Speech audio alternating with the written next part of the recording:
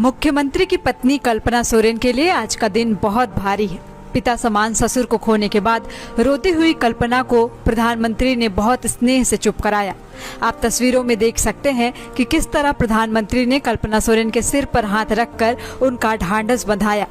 दरअसल प्रधानमंत्री दिशोम गुरु शिबू सोरेन को अंतिम श्रद्धांजलि देने गंगाराम अस्पताल पहुंचे थे। उसी दौरान यह तस्वीर निकलकर सामने आई। कल्पना सोरेन को इस कठिन घड़ी में जरूरत थी एक मजबूत सहारे की जो उनके दुख को बांट सके। ऐसे में प्रधानमंत्री नरेंद्र मोदी एक संबल बनकर सामने आए। उन्होंने कल्पना सोरेन के सिर पर हाथ रखा। यह एक स्पर्श शब्दों से कहीं अधिक कह गया। उस एक पल में उन्होंने वो भरोसा दिया जिसकी कल्पना सोरेन को सबसे ज्यादा जरूरत थी। यह कोई औपचारिकता मात्र नहीं थी, बल्कि एक गहरी मानवीय सहानुभूति थी। जैसे कोई कह रहा हो, मैं यहाँ हूँ आप लोगों के साथ। उस एक क्षण में प्रधानमंत्री कल्पना सोरेन और हेमंत सोरेन के दुख में सहभागी बने।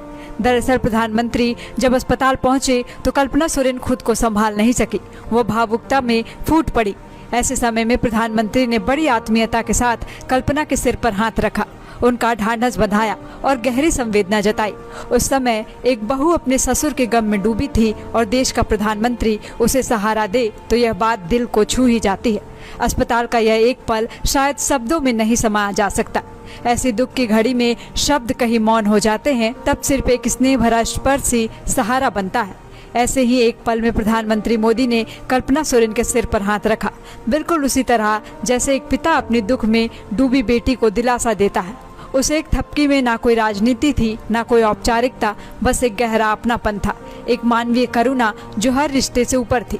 मानो प्रधानमंत्री कह रहे हो, चिंता मत करो, मैं यही हूँ, हर कदम आपके परिवार के साथ हूँ। यह दुख अकेला आपका नहीं है, मैं भी उसे महसूस कर रहा हूँ।